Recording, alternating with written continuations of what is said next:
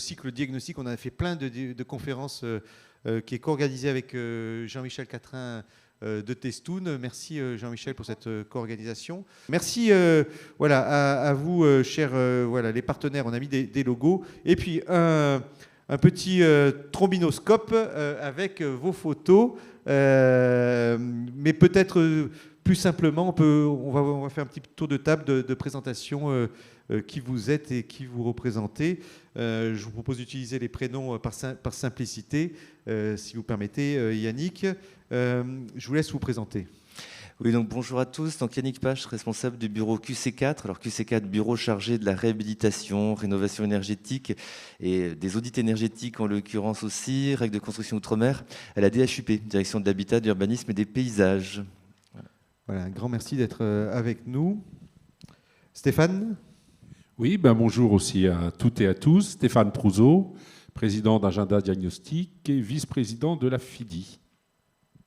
Voilà, qui est une fédération de diagnostiqueurs immobiliers. La fédération interprofessionnelle du diagnostic immobilier, effectivement. Qui fédère combien de diagnostiqueurs, la FIDI Alors, ça fédère plus d'1 millier de diagnostiqueurs. Voilà, merci à vous d'être présent. Et enfin, Jean-Michel. Donc Jean-Michel Catrin, je suis partenaire de Deveco depuis de nombreuses années, et ce que l'on fait, je suis le fondateur de la société Testoun, que j'ai créée il y a un peu plus de 15 ans maintenant, et depuis 15 ans, nous accompagnons les diagnostiqueurs immobiliers, mais également tous les gens qui font du contrôle technique dans le bâtiment, que ce soit pour des problématiques de sécurité ou d'efficacité énergétique, en leur proposant des solutions de matériel et de logiciels de test, mesure, contrôle et diagnostic. Voilà, merci à vous. Alors, on avait dit, Stéphane, qu'on commencerait par donner quelques chiffres autour de ce sujet sur l'audit énergétique. Oui, tout à fait. Alors, l'audit est apparu dans la réglementation française au 1er avril. Et au 31 août, le monde du diagnostic a réalisé 70 000 audits. Réalisés, là aussi, au 31 août, 3 000 diagnostiqueurs étaient qualifiés audit énergétique. On peut dire aujourd'hui qu'on est sur un rythme de croisière sur l'audit énergétique.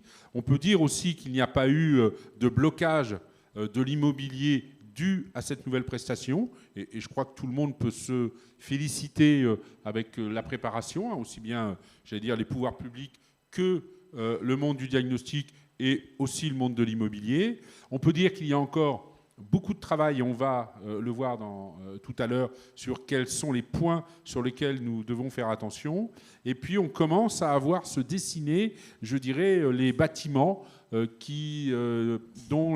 il y a une nécessité d'audit énergétique, se dessiner au niveau des régions. Par exemple, dans le sud, très peu d'audits, dans l'ouest, peu d'audits. À Paris, bien entendu, alors il y a des audits, mais pas pour les diagnostiqueurs. Et puis on a le nord et l'Est, où là, il y a un besoin important d'audit énergétique. C'est normal, c'est le climat. Voilà ce que l'on peut dire en présentation. Voilà, merci pour donner ce petit cadrage en termes de chiffres. Yannick, allez, je vous donne tout de suite la parole pour continuer avec la petite zapette. Voilà, parce qu'on avait dit qu'on ferait il y a un aspect réglementaire, hein, il y a les audits obligatoires, il y a les audits incitatifs, et puis il y a des choses qui vont évoluer. Donc c'est un plaisir de vous avoir avec nous et pour que vous nous fassiez ce petit tour d'horizon. Merci beaucoup Xavier, merci beaucoup aussi aux diagnostiqueurs, on l'a dit il y a quelques instants, les diagnostiqueurs effectivement qui ont été au rendez-vous avec les professionnels également, les autres bureaux d'études techniques et architectes pour réaliser les audits énergétiques rendus obligatoires par la loi Climat Résilience. Un petit mot rapide, oui, j'avais mis ça dans les slides, donc la présentation de la direction de l'habitat, de l'urbanisme et des paysages, vous pourrez regarder. Donc, nous, effectivement, administration centrale du ministère de la Transition écologique et de la cohésion des territoires, donc on est chargé effectivement de travailler à tout ce qui est développement du logement, hébergement des citoyens. Donc bon, je ne vais pas rentrer trop dans le détail. L'objectif, effectivement, c'est de parler aujourd'hui de l'audit énergétique réglementaire. Donc l'audit, historiquement, avait été associé aux copropriétés en 2012. La volonté du législateur était effectivement de changer d'outil pour les copropriétés, de passer à un plan pluriel de travaux. Et donc l'audit, c'est maintenant un outil d'appui à la rénovation pour les biens en monopropriété. Donc deux types d'audits existent. L'audit incitatif, effectué dans le cadre de MaPrimeRénov', l'éco-prêt à taux zéro, et puis l'audit réglementaire, donc qui est opérationnel depuis le 1er avril 2023.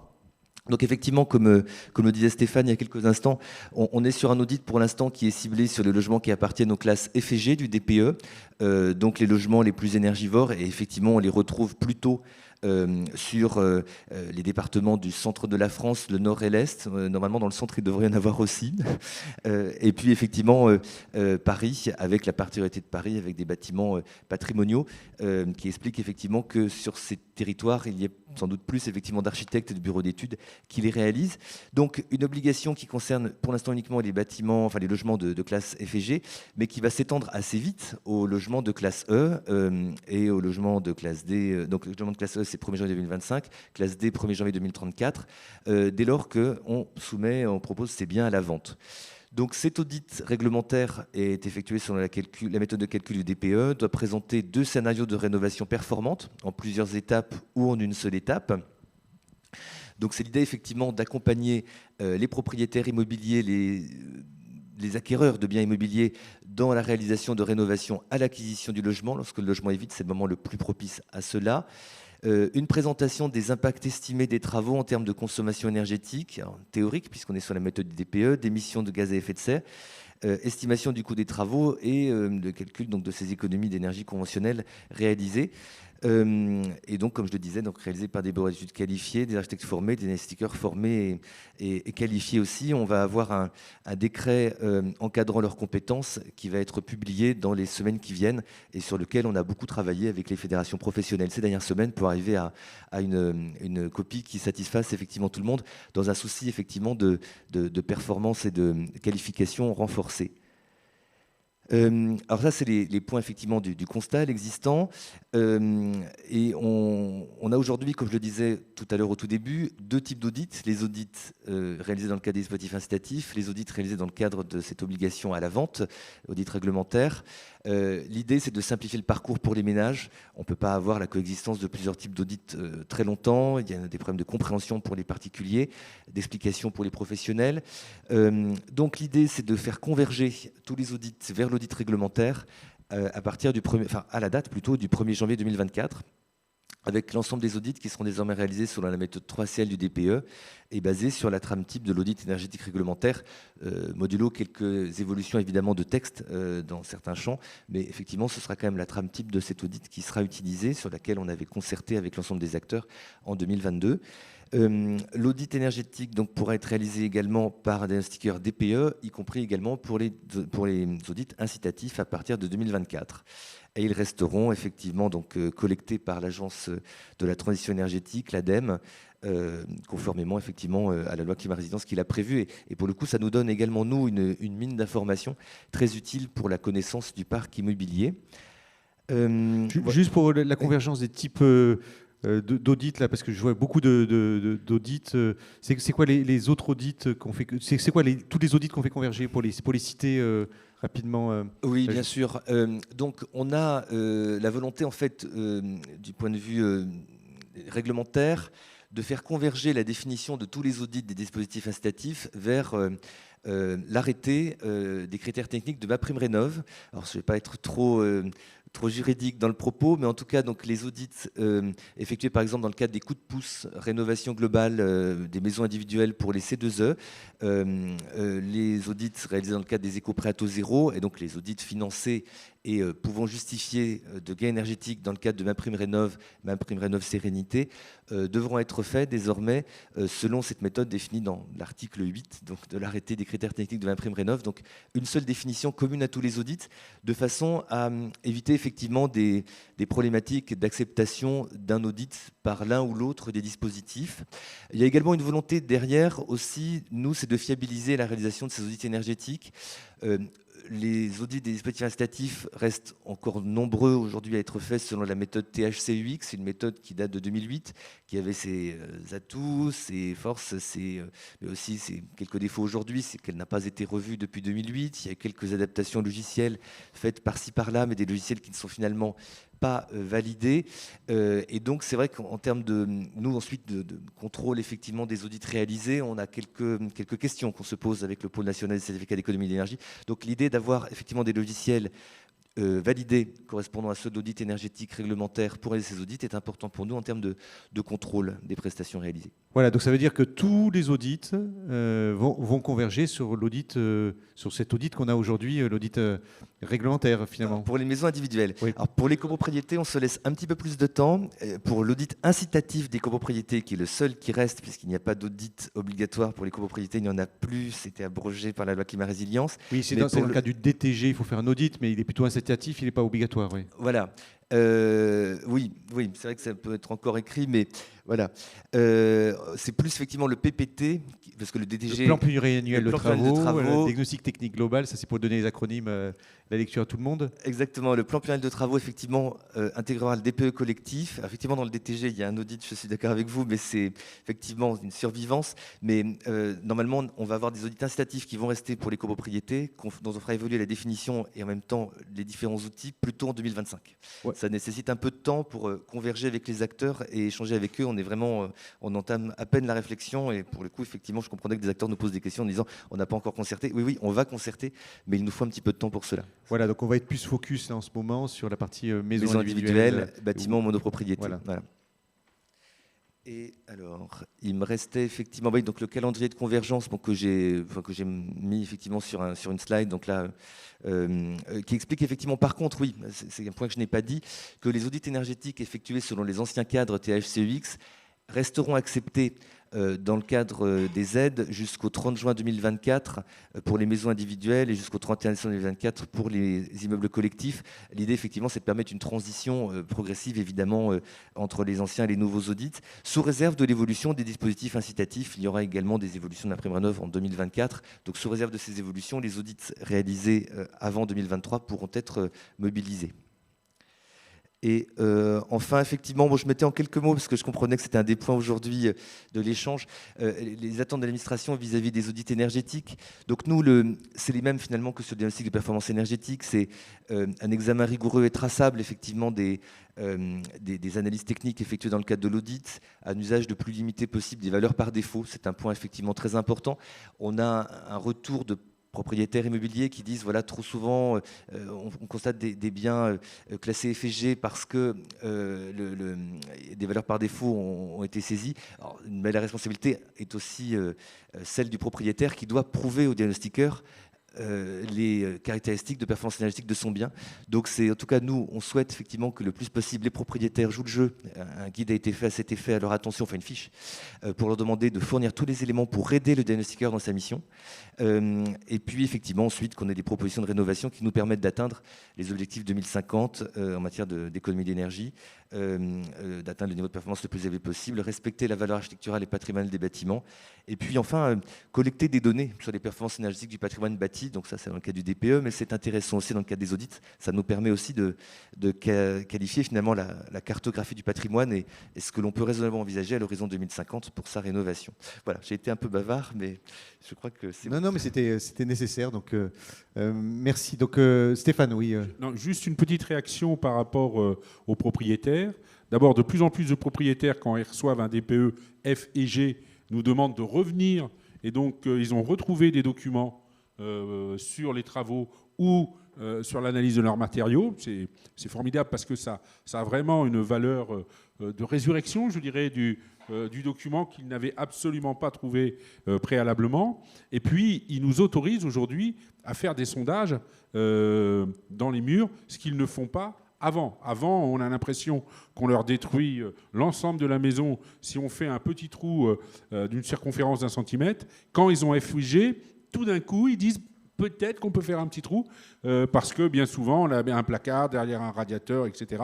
Et ça permet effectivement, et on est entièrement d'accord avec vous au niveau diagnostiqueur, il faut absolument qu'on supprime, et petit à petit, ça le fait, je dirais, qu'on supprime les valeurs inconnues. Parce que si on veut que l'audit, voire le DPE d'abord, et ensuite l'audit soit que l'on puisse travailler avec, il faut effectivement connaître cela. Oui, c'est un point central, mais on va en reparler. Stéphane, alors pour continuer aussi, on voulait parler des DPE et de l'audit, parce qu'effectivement, il peut y avoir une personne qui fait un DPE et puis une autre personne qui intervient pour l'audit. Donc là, ça peut poser des difficultés à la fois juridiques, d'assurance, de données d'entrée. Alors, soyons très, très concrets, hein. Aujourd'hui, il y a une personne qui fait le DPE et celle qui fait l'audit, c'est celle qui a fait le DPE. Et si jamais ce n'est pas celle qui a fait le DPE, on va dire que dans 95% des cas, alors ça dépend des organisations, ça dépend, etc., mais elle refait le DPE parce que, d'abord, on n'a pas les données complètes pour mettre les données du DPE dans notre logiciel audit. Et ensuite, il y a un vrai problème de responsabilité, puisque dans l'audit, toutes les données sont opposables. Et donc, oui, aujourd'hui, 95% des audits qui sont réalisés, le DPE et l'audit sont réalisés par la même entreprise, et c'est très sain. Hein. Et donc, c'est pour ça d'ailleurs que de nombreux diagnostiqueurs se sont qualifiés audit durant les 2 derniers mois, parce qu'on a bien vu qu'il faut qu'une cohérence entre le DPE et l'audit. Alors, et la question, si jamais, lorsqu'on refait le diagnostic, on est en E, que dit le propriétaire ? Ben, le propriétaire, il est super content, parce qu'il vient de gagner 10 000, 20 000, 30 000 euros sur la valorisation de son bien. Et donc, oui, quand on est en inconnu, ça dégrade la note. Et donc, là, il y a toute une pédagogie que l'on fait auprès des propriétaires et auprès des professionnels de l'immobilier. Et quand on refait le DPE, quelquefois, il est amélioré. Et quand il est amélioré, le propriétaire est content. Alors, on va parler quelques minutes des préconisations, Stéphane, en termes de travaux. Quand on préparait cette conférence, on se disait il y a une vraie difficulté aussi, qui est de dire jusqu'où je fais des préconisations, où est-ce que je m'arrête, quel type de travaux, c'est quoi le périmètre. Et ça, c'est pas évident pour les diagnostiqueurs immobiliers. Certainement que nos 2 principales difficultés, et il faut être conscient, hein, je crois, de ces éléments-là, les 2 principales difficultés sont effectivement les travaux induits, où on s'arrête. Hein, et ça, ce n'est pas simple comme analyse. Et puis deuxièmement, c'est l'estimation des travaux, puisque vous savez, en tant que particulier, quand vous voulez faire des travaux, vous pouvez avoir du simple au double au niveau de l'ensemble des devis que l'on vous remet. Et donc, nous, diagnostiqueurs, alors nous devons travailler avec des bases saines. Donc, la plupart ont 2 bases qui sont bâti chiffrage et bâti prix. Et puis, la plupart aussi ont des contacts avec des entrepreneurs locaux de bâtiments, de second œuvre, pour avoir une cohérence. Mais on sait que là aussi, il y a un certain nombre de difficultés. Pour l'instant, on n'a pas le retour suffisant, on n'a pas le délai suffisant pour avoir des retours en termes de responsabilité, parce que tout ce que l'on fait est opposable. Donc, il faut faire attention. A priori, ça commence à être bien en œuvre. Et pour l'instant, on a des clients plutôt contents d'ailleurs. Et les clients que nous avons interrogés, quand on leur demande qu'est-ce que vous préférez, c'est le DPE ou l'audit énergétique, eh bien souvent, quand ils ont l'audit énergétique, ils ont le sentiment de pouvoir mieux comprendre. Ils ont le sentiment qu'on les accompagne dans la démarche d'amélioration énergétique. Il faut savoir que cet audit est donné à la première visite du bien à l'acquéreur. Ça veut dire, c'est vraiment fondamental. Parce que lorsqu'on donne un diagnostic au moment du compromis, et quelquefois 3 jours après la première présentation du compromis, la décision, puisque en France, au niveau immobilier, on est sur l'affectif. C'est comme ça, hein, on est plus affect. Hein, aux États-Unis, l'affectivité est moins importante, mais en France, c'est comme ça. Et donc, il faut prendre, pour que l'acquéreur prenne la décision, c'est à la première visite du bien pour qu'il puisse comparer plusieurs biens et qu'il puisse évaluer les travaux. Et donc, on a, grâce à ça, grâce à l'audit, qui est beaucoup plus lisible, beaucoup mieux compris par les particuliers, on est dans une vraie démarche de communication entre l'acquéreur et le diagnostiqueur, et entre le professionnel de l'immobilier et le diagnostiqueur. Oui, Yannick, alors je vois que la qualité du travail fourni, finalement, le rapport final, c'est un enjeu essentiel. Alors, est-ce que vous travaillez là-dessus aussi pour savoir jusqu'où doit aller le diagnostiqueur ? Parce que de ça, alors, il y a une valorisation qui est faite, un coût, donc un choix pour l'acquéreur, et puis aussi une ambition pour le législateur d'aller sur des types de travaux. Oui, je dirais que le travail déjà est en cours. On a toute une démarche de fiabilisation et de diagnostic de performance énergétique pour lequel on a, alors c'est pas directement mon bureau qui s'en occupe, mais en tout cas avec lequel ma sous-direction travaille avec les diagnostiqueurs immobiliers, de façon d'une part effectivement à renforcer les compétences des diagnostiqueurs immobiliers. Donc on a renforcé, déjà il y a un arrêté qui est paru en juillet dernier qui renforce les exigences de formation des diagnostiqueurs de façon à faciliter effectivement leur appréhension des biens, des biens à visiter, et puis effectivement un rôle d'amélioration des formations. On travaille effectivement dans l'amélioration du contenu des formations qui peuvent être dispensées pour la connaissance du patrimoine. Donc c'est vraiment sur ce plan-là que l'on est intervenu. J'oublie certainement encore des chantiers sur la fiabilisation du diagnostic, mais bon, c'était essentiellement les deux axes.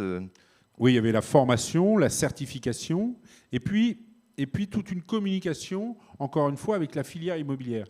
Parce qu'il faut vraiment qu'on soit unis là-dedans. Et c'est pas simple, hein. C'est pas simple parce qu'on a chacun nos objectifs. Eh bien, cette union, entre guillemets, ou ce dialogue entre les différents professionnels est de plus en plus importante. Et on regarde, par exemple, les banquiers aujourd'hui demandent le DPE et l'audit avant de financer des biens en F et G. Donc, on voit bien qu'il y a une prise de conscience, je dirais, de toute la filière immobilière, vraiment dans son entier, sur toutes les contraintes, tous les apports, et puis la nécessité d'être ensemble pour améliorer l'ensemble de la démarche. Stéphane, une question de Rémi qui dit pour éviter les valeurs par défaut, doit-on ouvrir, il y a beaucoup de monde qui est connecté, là je vois les questions qui tombent, doit-on ouvrir un doublage pour connaître la composition exacte, c'est-à-dire jusqu'où doit aller le diagnostiqueur? Oui. Alors c'est une question qui fait encore débat dans la profession. Oui, moi je pense. Stéphane Prouzeau, alors je ne sais pas si je parle au nom de l'AFIDI ou au nom d'Agenda, mais oui, je pense aujourd'hui, je n'appelle pas ça ouvrir, j'appelle ça faire un sondage d'1 centimètre. Il faut bien entendu une autorisation préalable du propriétaire, hein, ça c'est indispensable, et je dirais ensuite, c'est le propriétaire qui remet en état, nous on met un petit peu d'enduit, mais c'est le propriétaire qui remet en état. Je ne commence pas à essayer de faire des travaux après avoir fait un petit trou de 1 cm de circonférence. Mais dans moult biens immobiliers, dans moult maisons, j'ai envie de dire dans 95 ou 99% des biens immobiliers, on peut faire 1 ou 2 sondages, parce que c'est bien de le faire au moins sur 2 endroits pour être sûr qu'il y ait une cohérence au niveau de la maison. Et donc, de faire ce sondage pour savoir ce qu'il y a en termes de doublage. Comment peut-on faire un audit avec des paramètres inconnus? Très franchement, on a retourné la question avec notre service technique et on n'a pas trouvé de réponse. Oui, donc il ne faut pas hésiter à faire des sondages. Alors, il faut avoir l'autorisation du propriétaire, ouais. Hein, bien entendu. Il faut faire ça avec cette approche-là. Il faut savoir aujourd'hui que l'audit est plutôt correctement rémunéré. Et que ça a été relativement bien accepté par les clients. Peut-être qu'à un moment, on aura... Ah ben on a envie de savoir, alors c'est quoi le prix moyen aujourd'hui des audits Alors, ça dépend de la dévoiler taille, des stratégies etc. Mais mais... c'est plusieurs centaines d'euros. Ouais. Et puis, on a... moi, j'ai constaté on a relevé un peu le prix du DPE. Alors, c'est pas encore, mais aujourd'hui, je préfère dire le DPE, il doit être à... je vais lancer un chiffre, 50 € de plus, et j'ai fait 2 sondages qui me permettent d'avoir toutes les principales informations, que de dire que j'ai fait de l'inconnu en faisant un DPE au rabais. Donc je dis oui, aujourd'hui, peut-être que l'audit nous permet d'améliorer un tout petit peu notre rentabilité et pour nous permettre d'être un petit peu plus fiable. Jean-Michel, on en arrive donc, on continue sur de table. Donc on voit à quel point c'est un élément essentiel de bien qualifier les matériaux, ce qu'on a, de savoir ce qu'on a comme bâti pour pouvoir faire un audit correct. Et donc c'est ce qu'on va voir comme tour d'horizon sur le matériel nécessaire pour les audits, parce que quand on préparait cette conférence, on se disait, on est hyper sollicité aujourd'hui et questionné sur qu'est-ce qu'il faut pour faire les audits, et donc c'est ce qu'on va voir. Merci, oui. Il est ouvert. Ça marche. Donc oui, effectivement, on va faire une petite aparté donc, sur le matériel, les observations que je peux faire sur les derniers mois, ce qu'on nous a demandé, l'évolution des demandes aussi. Et effectivement, ça rejoint ce que disaient Stéphane et Yannick précédemment. Donc, Testoon, je sais que beaucoup d'entre vous nous connaissent déjà. Donc, comme je l'ai déjà dit, nous proposons des solutions de test, contrôle, mesure et diagnostic à tous les professionnels qui sont dans le contrôle, pour la plupart. Donc, bureau d'études, bureau de contrôle, diagnostiqueurs, et puis évidemment des entreprises, des maîtres d'œuvre. Et on a plein de solutions techniques pour tout ça, des centaines, voire des milliers. Et nous notre boulot, c'est d'aider nos clients à y voir plus clair et faire les bons choix. On a des solutions également qui évoluent maintenant vers le capture de la réalité, la numérisation du bâti, qui sont des choses qui vont aussi servir de nombreux diagnostics dans le futur, au fur et à mesure que la digitalisation du bâtiment avance. Mais ce n'est pas le sujet de cette conférence, on en a fait une au mois de juin sur le sujet. Historiquement, nos clients nous connaissent pour proposer ce qu'on appelle des packs. Alors, les packs ou les kits. Et quand on est diagnostiqueur aujourd'hui, on appelle Testoon et puis on dit voilà, j'embauche un nouveau technicien ou je me lance dans le diagnostic, je crée ma boîte, j'ai besoin d'un pack. Bon. Et effectivement, nous, on s'est un petit peu spécialisé là-dedans. Et sur tous les diagnostics, on va dire, réglementaires traditionnels qui concernent l'avant-vente ou l'avant-location, on a un petit peu définit ces packs. Voilà. Et donc, on fait de l'élec, on fait du gaz, on fait de l'amiante. Il y a des packs préconfigurés pour ça. Quand est arrivé, depuis 2 ans maintenant, l'audit énergétique, tous les professionnels qui préparaient ce diagnostic, donc notamment les responsables de réseau, les directeurs techniques de franchise, les responsables de fédération, nous ont consultés. On nous a dit, bon, alors, ça sera quoi le pack pour l'audit ? Et on s'est beaucoup creusé la tête et on a essayé de travailler par analogie et notamment nous fournissons aujourd'hui de plus en plus des packs pour des professionnels qui sont dans une démarche de qualification pour devenir RGE audit. Et donc ça c'est plutôt les bureaux d'études, mais qui sont aussi associés à ces diagnostics. Et quand on fait par exemple une qualification au PQI-BI 1911 ou Calibat 8731, eh bien, il y a dans le référentiel une liste de matériel qui est demandée et donc on a essayé de se calquer là-dessus. Donc ça a été notre première approche. Nombre d'ailleurs de directeurs techniques ont fait aussi cette formation pour obtenir ces certifications. Et quand finalement, je dirais, l'audit réglementaire est sorti, on s'est aperçu qu'il n'y avait ni obligation de matériel, ni de cases, on va dire, pour mettre des mesures dans le, dans le rapport de mesures.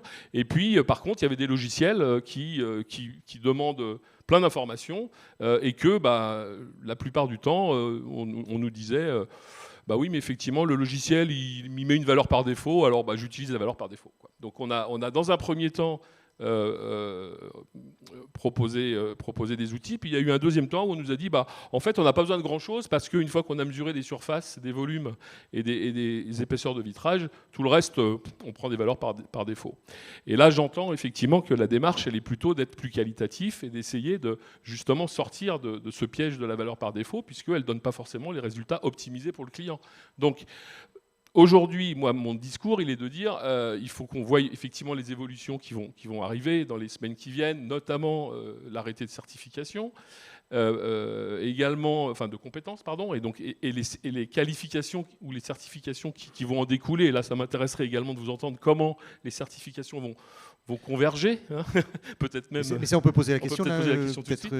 C'est une extension de certification, une extension de la certification de diagnostiqueur et on aura effectivement des contrôles documentaires, des contrôles sur ouvrage, effectivement par rapport aux audits qui ont pu être réalisés durant les derniers mois précédant le contrôle. Donc on aura des modalités de contrôle un peu semblables à celles qu'on a pour le DPE. L'idée est d'organiser quand même quelque chose de complémentaire. Donc ça sera un décret parce que la loi a voulu que ce soit un décret, mais pour le coup il y a une complémentarité et une certaine similitude sur le principe avec ce qui a été publié cet été pour le DPE. Mais en termes d'arrêté de compétences, il va y avoir du matériel qui va être imposé Non, il n'y a pas. Je me permets, puisque j'ai eu la joie de lire les projets.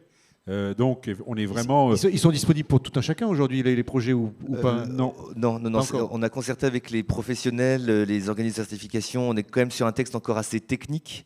On est sur un texte assez technique. Stéphane. Et, oui, donc dans ces projets, on est vraiment sur la même longueur d'onde que le DPE.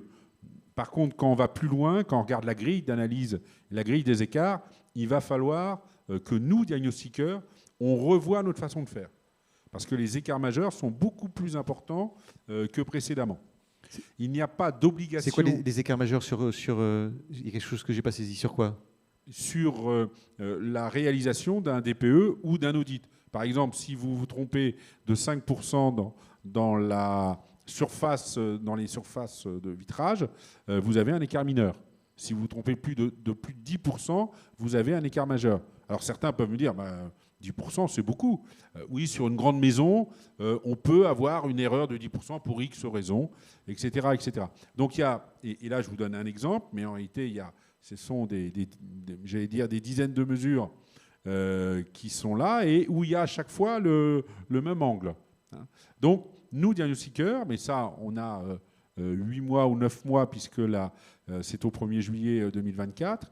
Et donc il va falloir qu'on revoie toutes ces grilles d'analyse parce que la façon de faire un diagnostic n'est plus tout à fait la même. Et au niveau des syndicats professionnels, nous sommes en train de discuter avec les formateurs parce que les formateurs doivent eux aussi revoir la façon d'enseigner pour bien mettre en balance, pour bien mettre en parallèle. Et puis il y a les certificateurs qui doivent aussi nous dire un petit peu tout ce qu'ils ont vu comme éléments différenciants.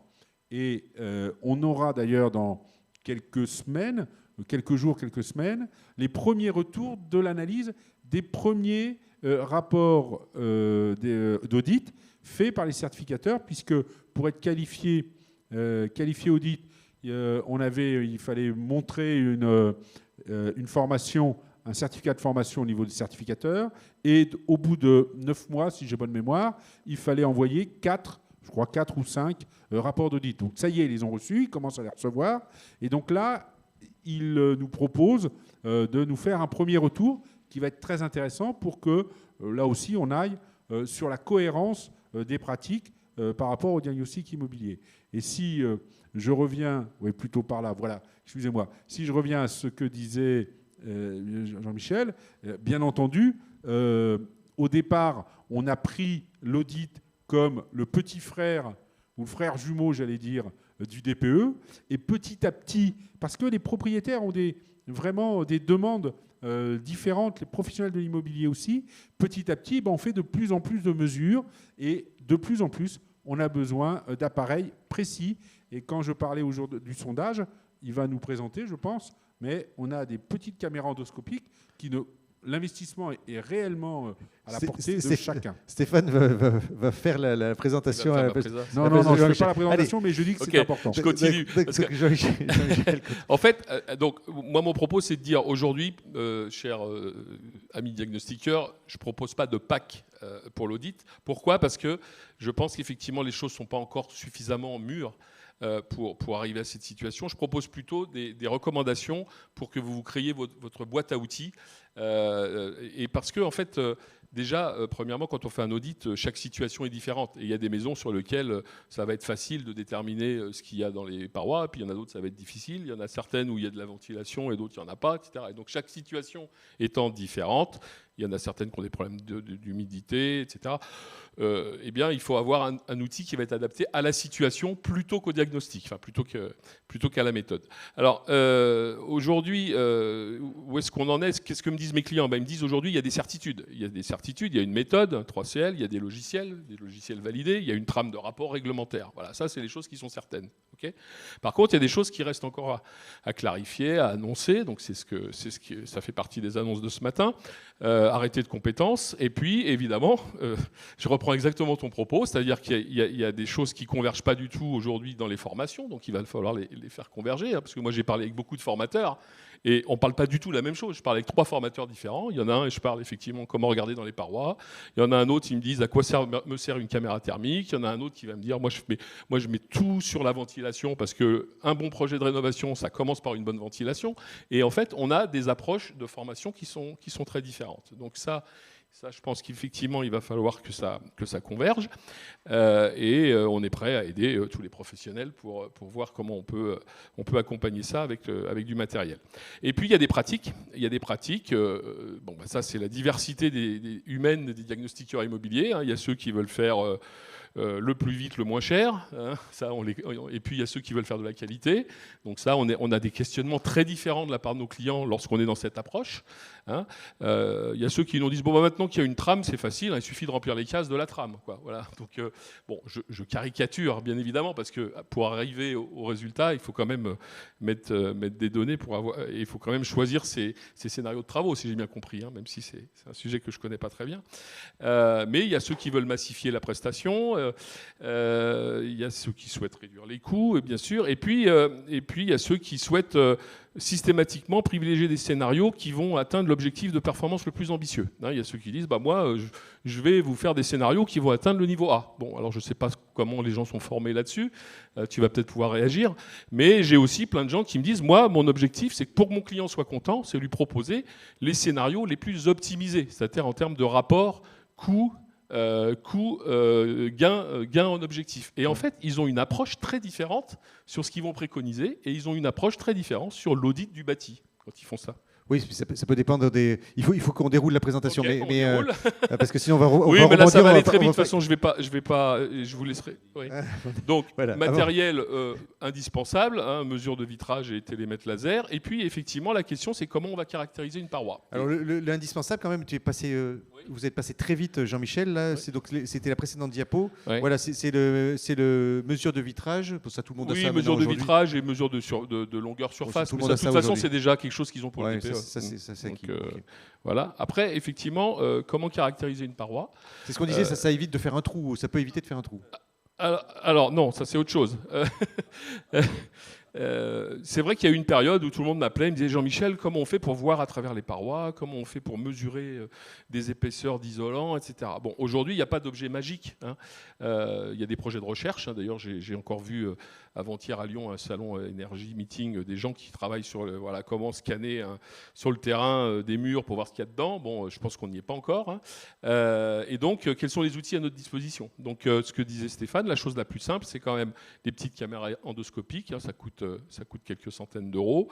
On va pouvoir rentrer sur un trou de moins de 1 cm et on va pouvoir regarder ce qu'il y a à l'intérieur de la paroi. Et puis, on va pouvoir en parallèle utiliser par exemple une caméra thermique pour regarder l'uniformité ou la non-uniformité de cet isolant dans les murs. On voit un isolant à un endroit, est-ce qu'il est partout ? En alliant le fait de regarder un endroit plus regarder la non-uniformité avec une caméra thermique, on a 2 éléments extrêmement importants pour caractériser sa paroi.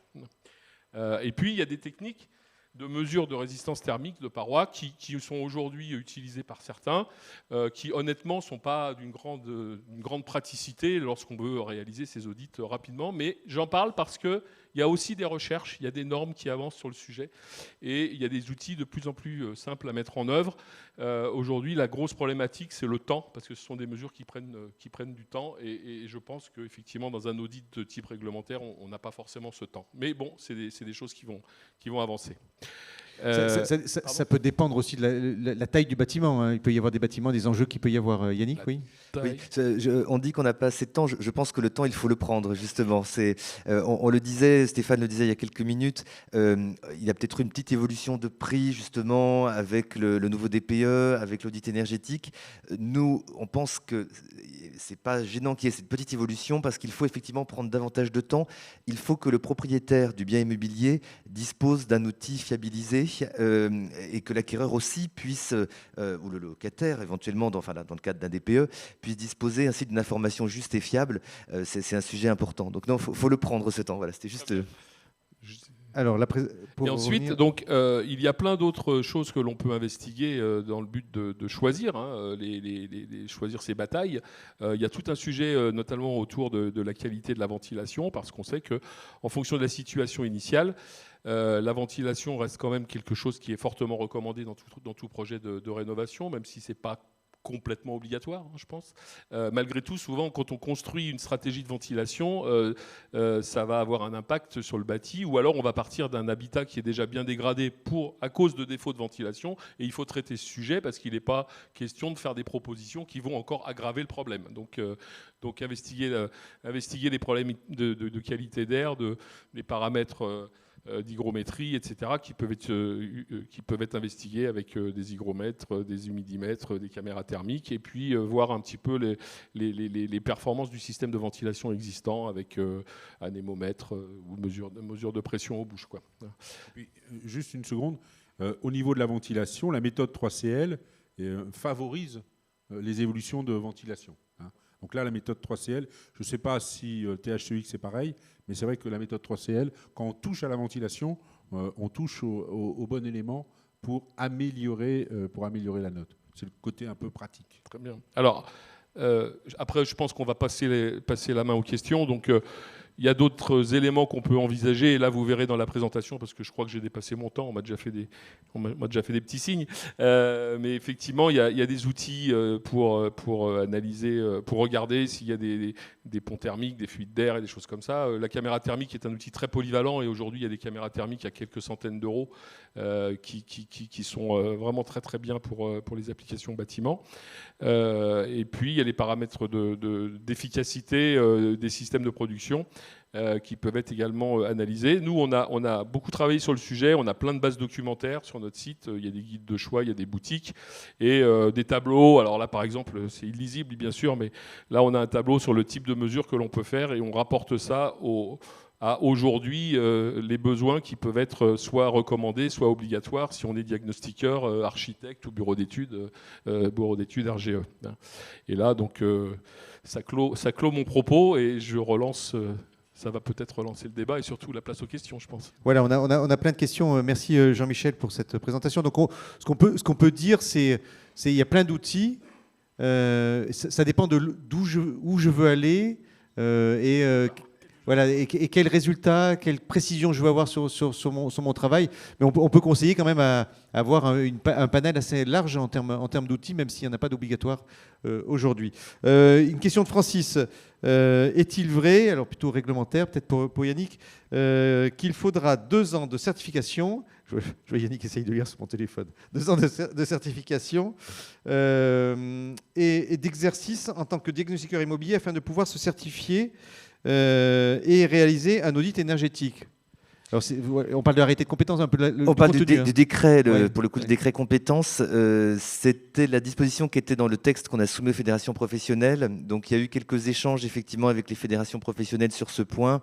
Et donc, en tout cas, ceux qui exercent déjà l'audit aujourd'hui, dans le cas actuel, l'idée est de simplifier pour eux la transition pour qu'ils puissent continuer à exercer la mission d'auditeur. Et on réfléchit effectivement à une disposition peut-être qui puisse simplifier cette condition sera possible pour la vérification de l'accès à la profession d'éditeur, mais on réfléchit à une autre condition possible aussi. Voilà, mais là, pour le coup, je ne vais pas m'avancer trop, pour le coup, puisque c'est en cours d'arbitrage chez nous, après les échanges qu'on a eu avec les fédérations professionnelles. Oui, parce qu'il y a un vrai sujet qui est... je ne sais pas faire, et après, il faut que je sois certifié, que je sache faire, et donc c'est quoi les conditions qui sont données, les critères qui sont mis en œuvre? Voilà, alors d'abord, c'est un texte dans ce cadre-là pour les nouveaux diagnostiqueurs à partir du 1er juillet ou 2024. Donc ce sont les nouveaux diagnostiqueurs qui n'auront pas été qualifiés audit à ce moment-là. Et donc effectivement, on est en train de discuter, la DHUP nous a montré le texte, on a indiqué que 2 ans, ça nous paraissait trop long, par rapport à des personnes qui veulent s'installer, et on a proposé d'autres éléments. Et comme c'est en discussion, je vous propose qu'on attende quelques semaines pour voir ce qui sera mis dans le texte. Une question de Frédéric, c'est pour devenir accompagnateur Rénov', donc là on parle des aides, il faut être BE, RGE, audit.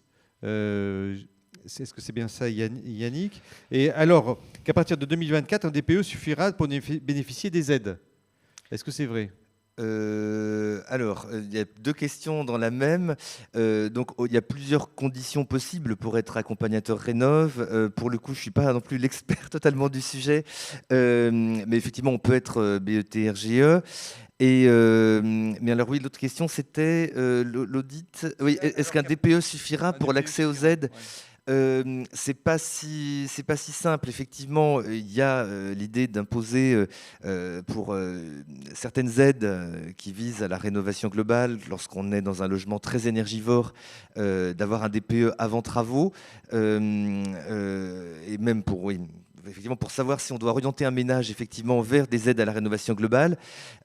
Après, ça n'interdira pas effectivement qu'il puisse y avoir un audit pour justement accompagner le ménage vers justement l'amélioration de son bien. Donc, il y aura bien l'idée bien d'avoir les deux. En fait, il y aura l'idée d'avoir, enfin, c'est une concertation qu'on a avec les professionnels, pour laquelle il y aura des retours plus officiels dans les semaines qui viennent, donc je ne peux pas en dire beaucoup, mais l'idée, c'est qu'il y ait deux voies d'accès à MaPrimeRénov', une voie qui mène vers la rénovation performante, une rénovation d'ampleur, d'envergure, qui effectivement sera fléchée vraiment pour les logements les plus énergivores FG, et puis une autre voie pour financer les décarbonations des modes de chauffage.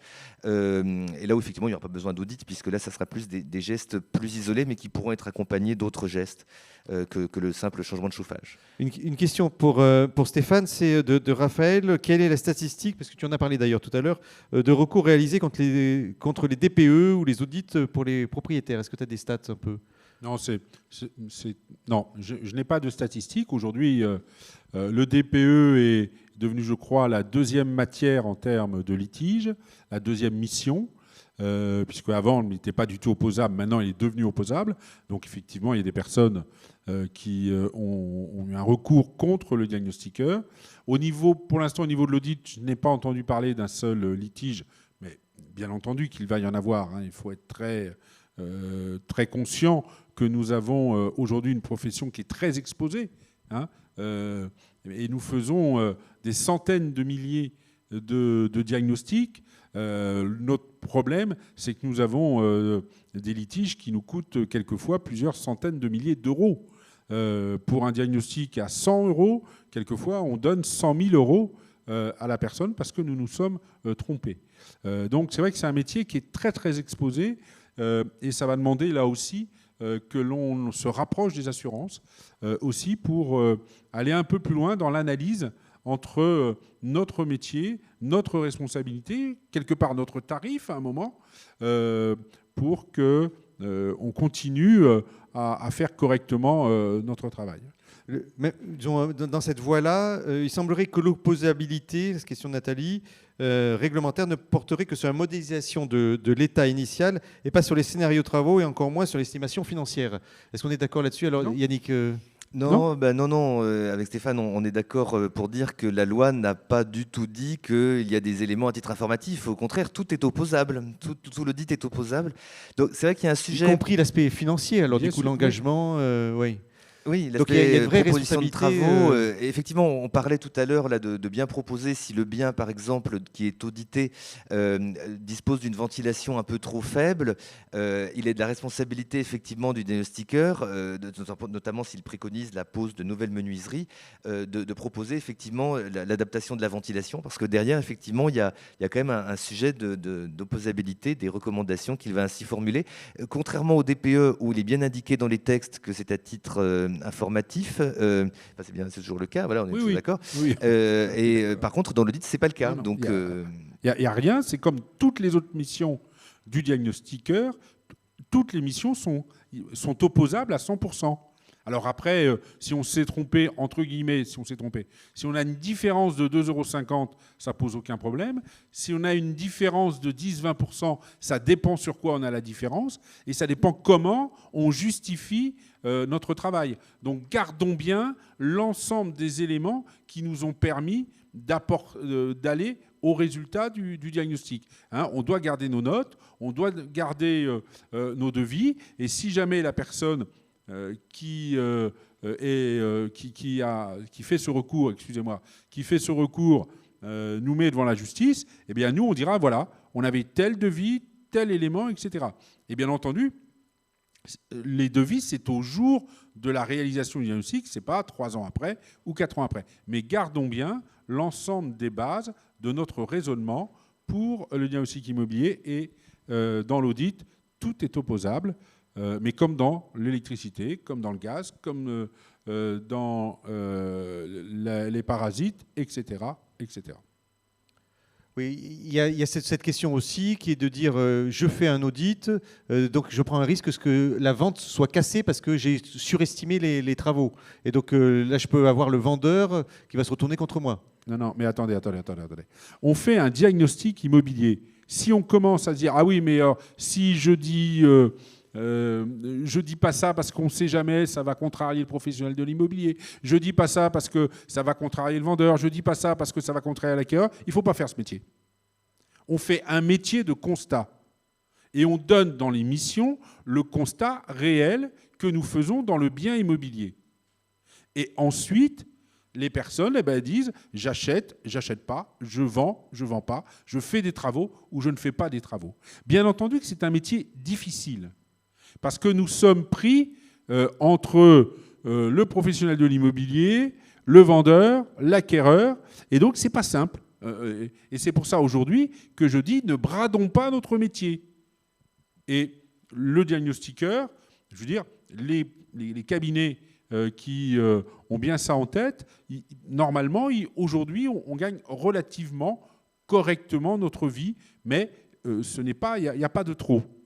Mais je dis, ne bradons pas notre métier. Mais on a un métier, effectivement, où on est entre plusieurs professionnels. Et c'est pour ça que, un petit truc pratique, je ne remets jamais un diagnostic au moment où je le fais. C'est-à-dire que j'explique les principales pathologies, s'il y a des pathologies, je rentre dans mon cabinet de diagnostic et là, j'envoie le diagnostic pour ne pas qu'il y ait une influence qui soit malsaine. Il y a des tas de choses comme ça, mais les diagnostiqueurs qui m'écoutent, je veux dire 95% le font comme cela, parce qu'effectivement aujourd'hui, on est ce qu'on appelle un tiers de confiance, mais on prend du recul par rapport à tous les autres professionnels qui statuent pour ce bien immobilier.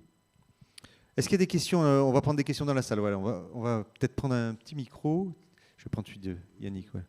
On va se partager 2 micros à 3. Voilà, il y avait monsieur qui voulait poser une question.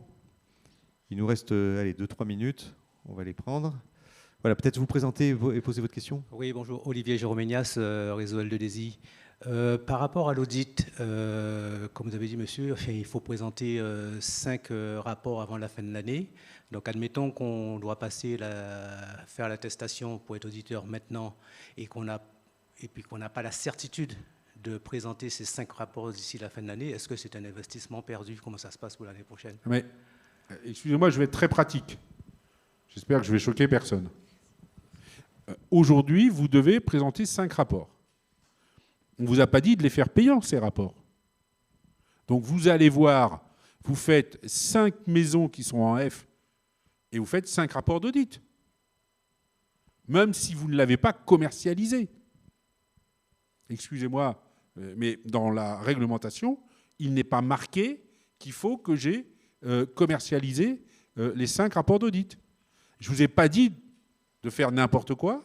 Je vous dis, vous prenez une maison, vous faites le DPE tout à fait correctement, vous faites l'audit et vous avez fait un rapport d'audit. Il en faut 5. Il faut prendre le micro, Yannick. Oui. Et il y a aussi un délai de 9 mois qui est laissé pour les faire, donc ça laisse quand même un certain temps d'après les textes. Il y a 9 mois avant le renouvellement ensuite qui nécessite de présenter les 5 audits. Voilà, on va vous redonner le micro, monsieur. Il faut parler dans le micro. C'était jusqu'en décembre 2023, non? Non, en fait, il faut d'abord suivre une formation. Ensuite, elle donne droit d'exercer la profession pendant 9 mois. Et ensuite, pour le renouvellement de cette attestation, il faut faire auditer 5 audits par un organisme de certification. Et c'est lui qui délivre ou non la prorogation de validité de l'attestation. Et ensuite, vous basculerez de façon 2024 sur le nouveau référentiel de compétences qui fait l'objet du décret dont on a parlé tout à l'heure. Voilà. Donc 9 mois à chaque fois pour l'instant. Donc ça laisse un peu de temps. Allez, une dernière question. Madame, peut-être présentez-vous et votre question alors. Bonjour, je suis Rafa, donc la société Énergétique Expertise. J'ai une question concernant l'audit réglementaire incitatif l'audit réglementaire et incitatif qui tendent à converger. Donc aujourd'hui, les réglementaires, on n'a pas d'incitation d'aide publique pour les ménages qui veulent faire des travaux. On l'a uniquement pour l'incitatif. Comment ça va marcher si jamais aujourd'hui, demain, c'est ce qui est amené à se faire, les deux audits vont être convergés ensemble? Merci. Alors, oui, audit réglementaire incitatif, donc pour l'instant ça n'existe pas, puisque voilà, il y a l'audit réglementaire d'une part, l'audit incitatif. Juste un mot rapide pour dire que l'audit réglementaire peut être utilisé pour justifier du bénéfice de certains bonus MaPrimeRénov' depuis le 1er avril 2023, c'est quelque chose que l'on a assoupli. Et donc effectivement, c'est ce que je présentais au tout début, mais je ne sais plus si vous étiez là, mais effectivement il y a une convergence qui est prévue, donc au 1er janvier 2024, tous les audits devront être établis selon le cadre de l'audit énergétique réglementaire. Il y aura quelques modulations, quelques modifications dans la trame type d'ici là, effectivement, au niveau des textes. Mais sur le fond, la trame ne changera pas et le principe sera le même et tout sera fait selon le cadre des 3CL, enfin la méthode 3CL DP 2021 et ce cadre commun. Voilà, je ne sais pas si c'est pas très précis comme réponse, mais d'un autre côté, c'est difficile d'en dire beaucoup plus. Et donc ouvriront droit aux aides. Et donc ouvriront droit aux aides. Par contre, oui, c'est peut-être ça le plus important. Excusez-moi. Oui, bien sûr, bien sûr.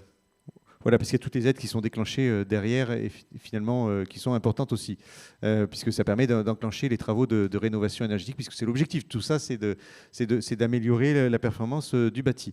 Voilà, je crois qu'on a fait à peu près le tour. Il est midi de cette question. On peut applaudir les conférenciers. Merci à vous toutes et tous. C'était un grand plaisir.